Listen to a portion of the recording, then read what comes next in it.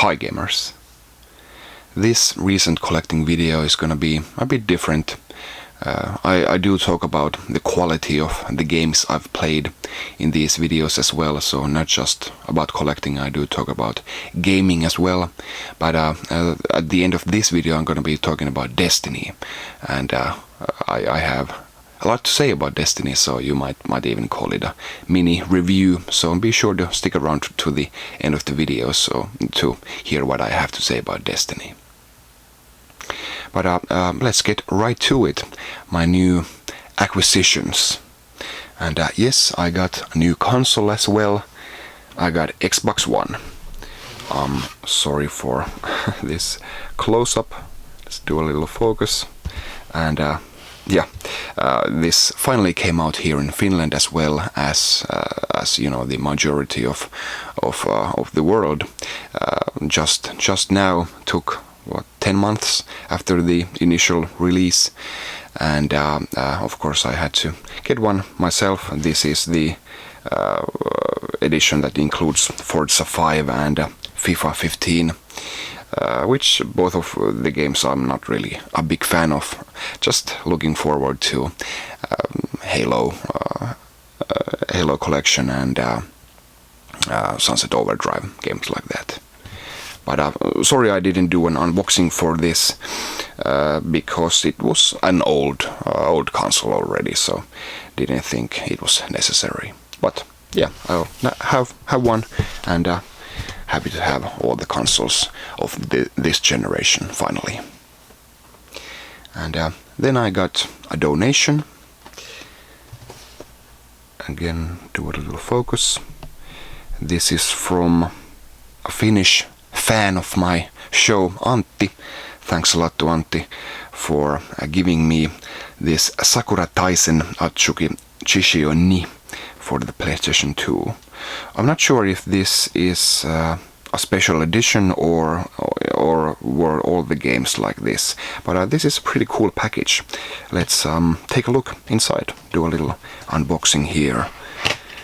Everything here is sealed or mint, so Antti was very gracious to let me have this. I did say that you could just sell it, but he was adamant that he wants to give it to a good home. So here we have the game, sealed, and some paperwork, and here we have a premium DVD.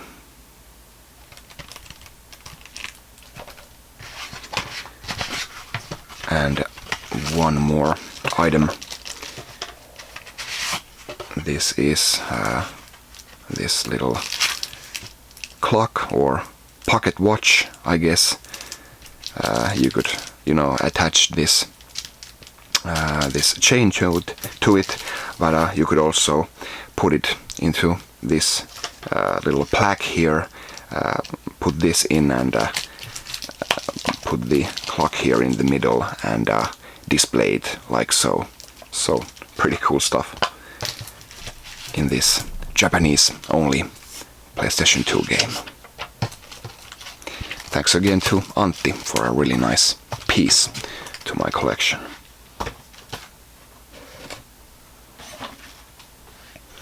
And then to the regular editions.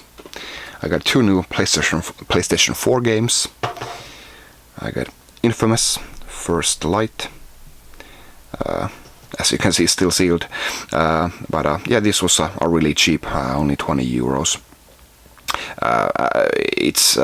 It's basically, you could call it DLC, but it's also a standalone game. As you can see, it is sold in stores separately, and yeah, that's a really cool thing that they do that. Instead of just putting it to the downloading services, just put it for cheap, but slightly more expensive than the download itself would cost, and people will buy it. People still love physical editions, and yeah, cool little releases here. And my second game was Minecraft PlayStation 4 edition. and this is my first time playing Minecraft. I've managed to avoid the phenomenon this long. Not that I was actively disliking it or anything. I just didn't feel like it was something that I needed to be playing. When I started this up, it felt really interesting, but also quite daunting at the the stuff that you can do in the game. It's pretty overwhelming, and I know that this is a huge thing, but also we'll have to see where Microsoft takes the series. But yeah, in before the lock got here on PlayStation 4 version of the game.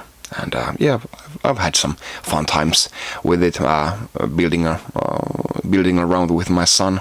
He always tells me what to do, and I'll do it. Pretty good times. Then some more current games. I don't even think, well, maybe one retro game I have here, apart from the Sakura Taisen. For the 3DS, I got Fantasy Life. And of course, Super Smash Brothers for a Nintendo 3DS. That's a mouthful, that title. It is a quality game, don't get me wrong.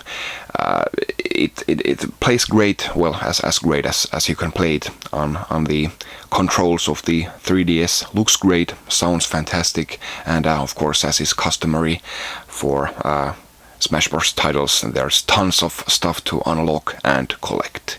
But I still kind of have the feeling that I need to wait out for the Wii U version. Of course, there are stuff in the 3DS version that the Wii U version doesn't have, so which I think is a very calculated move by Nintendo by making people buy both versions. But I think I'll just get really playing when I get the Wii U version in December, and get all the unlocks in that version. And nothing wrong here with the 3DS version, and I'm sure that it will make Nintendo a lot of money, more than the Wii U version makes, sadly. But I think I'll just wait for it instead of playing this religiously. I'm gonna be unlocking everything in the Wii U version, but just gonna be playing the 3DS version here for fun, if you know what I mean. Then one older game, I already included this in my Wii collection video. Check it out if you already haven't. But I just realized I didn't have Red Steel. They're really inexpensive at game stores, and I thought I'd have it, but then I checked and I didn't. So yeah, needed to get this. It is a pretty historic Wii game. It was the embodiment of hype for the control scheme. You could control your arm, whether you're holding a gun or a sword, and everything looks great, looks on par with Xbox 360 games, stuff like that. But of course, that was all Ubisoft's marketing people at work. But it wasn't a poor game, especially for Wii shooting standards, but it really didn't live up to the hype. And then I got 4 new Wii U games, although one is an old one. I got here NBA 2K13 for €1. I already had this sealed, but now I have an opened copy as well. And I can, now that I have an opened copy as well, I can do the Club Nintendo code as well, and for €1 that's a pretty good deal. There were more of these in the store as well for €1 as well, but I decided not to hoard them because sadly for us collectors, sports games usually have these holographic stickers here, making the cases themselves pretty useless to be used in other games, so just got the one here. Then I got Wii Sports Club. Of course, it's pretty close to the original Wii Sports, and there's nothing too special about it. Just some minor things that you could do in the game that you couldn't do in the Wii game, and of course it does look a bit better. But I think this is the really proves that Nintendo wasn't trying to, ride it out with just the success of the Wii, because this wasn't ready at launch. They made the downloadable version of this game, available, like, I might be wrong, but like almost a year after the console launched, and this physical copy a year and a half. So they were really late with it, and they really should have had this at launch, and maybe add one more sports game that they didn't have before. I can't imagine why they didn't do that, but maybe it was for the fact that they tried to differentiate the Wii U from the Wii, and not just do all the old games again. And it's good that it's on the Wii U. It needs all the games it can get, but really late to the party. And what's really funny is that, of course, the original Wii Sports is mainly thanks to its being bundled together with the console. It's one of the most sold console games ever. I think it is the most sold physical console game that's ever been sold at like over 80 million copies or something like that. But this just might be the rarest Nintendo game there's ever been. It just might be that I'm talking about something I don't know anything about, but it just seemed this maybe it's because the stores didn't believe it would sell. I'm sure it wouldn't have sold, so the stores were pretty smart to not order this, but this is impossible to find in stores, at least here in Finland. I had to look around quite a bit, and then I had to order it from outside of the country. And you can't find this. I don't know, maybe you could leave a comment if you can find this game in your country. But going from the most printed game Nintendo has ever made to the least printed game would be really something. Just a really small curiosity here concerning the game. But that's all I have to say about Wii Sports Club. Sorry for boring you. And then we also got, I got Hero Warriors. See if we can focus it. Yeah, and this is the limited edition, which I did an unboxing for. And the game, looks pretty simplistic thanks to the 1,000 enemies at the screen at all times.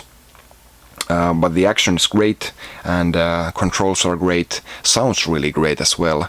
They really outdid themselves with new renditions of classic Zelda tunes.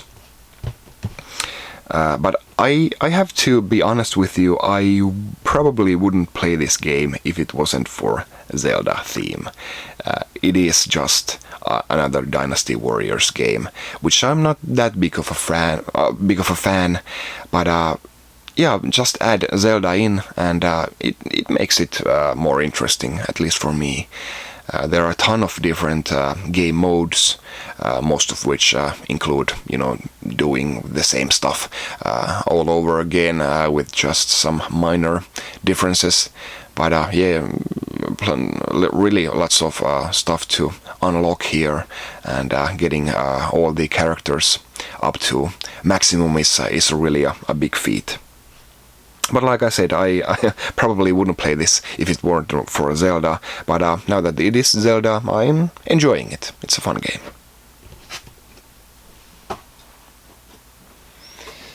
And one more Wii U game. new release, Disney Infinity 2.0, Marvel Superheroes. And yeah, it's it's more of the same. It's still nice to see that the Wii U gets at least some multi-platform games, third-party games, at least these biggest children's titles. And of course, Skylanders Trap Team is also out. Haven't picked that up yet, but of course I will be getting it soon, and happy to add this to my collection as well.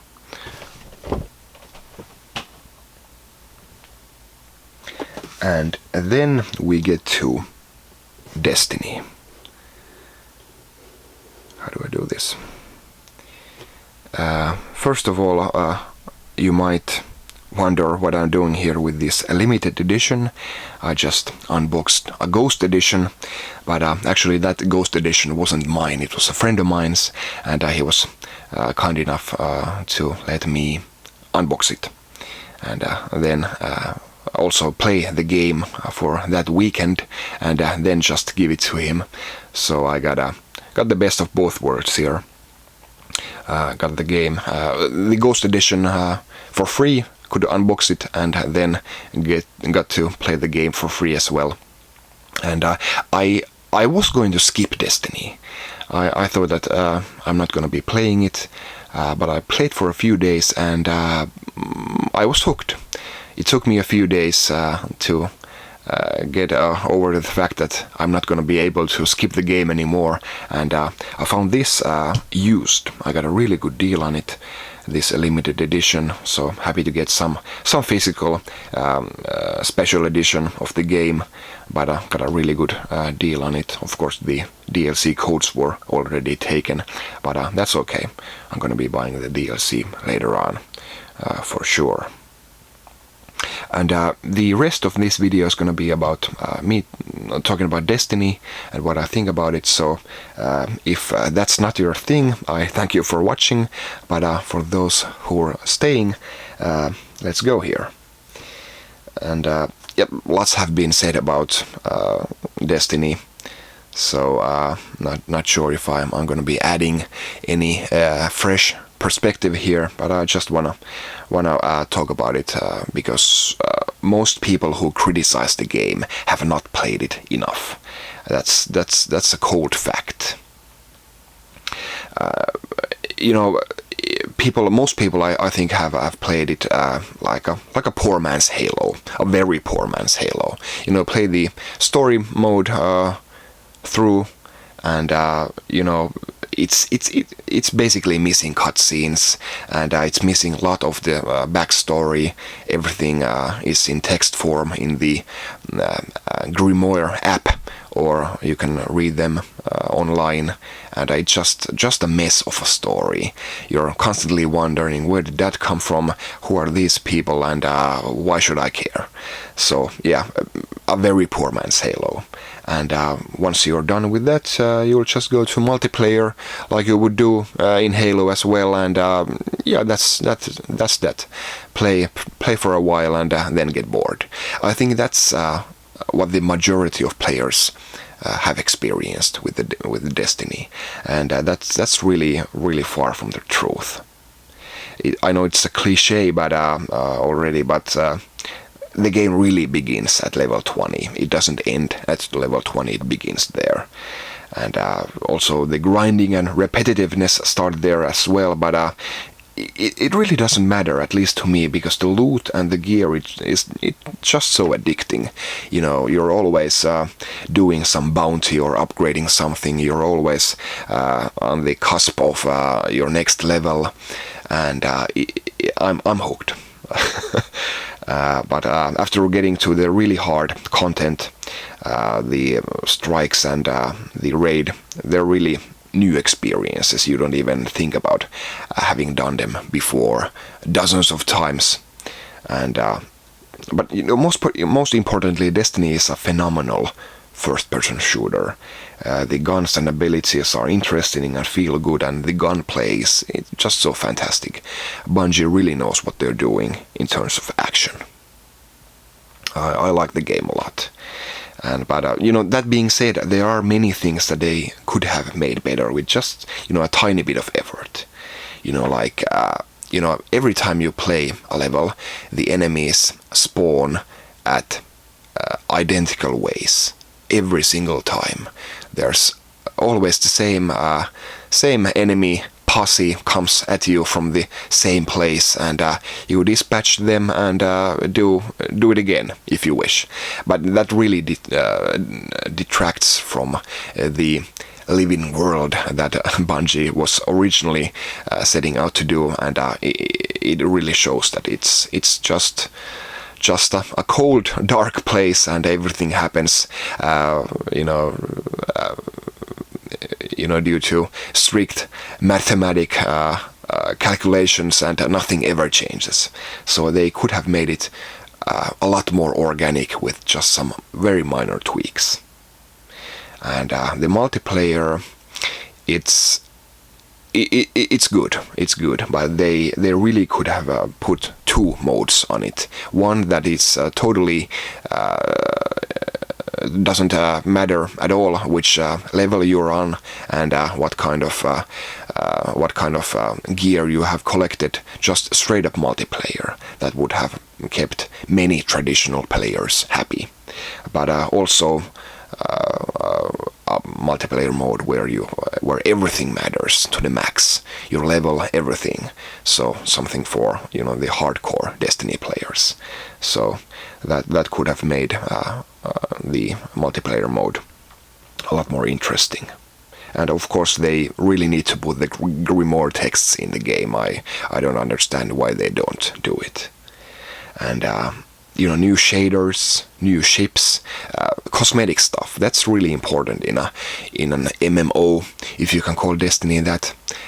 That's really easy to do, and there are tons of stuff you can customize your character with, but really it's still not enough when you're playing a game as much as you're supposed to play Destiny. Every little cosmetic thing counts, so that's really something that they need to do later on.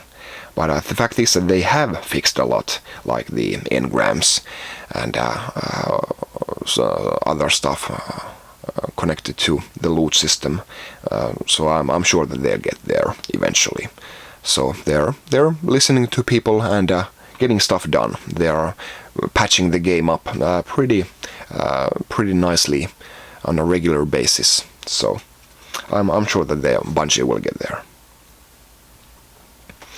But all of that being said, I really like the game, and I have been hooked. But I do have a feeling that I'm close to taking a break from it.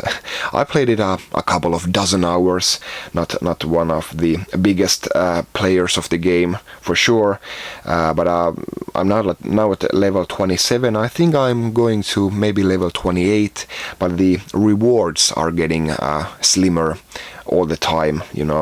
The stuff that you're unlocking, it's getting more scarce, and all the level upping is getting more rare.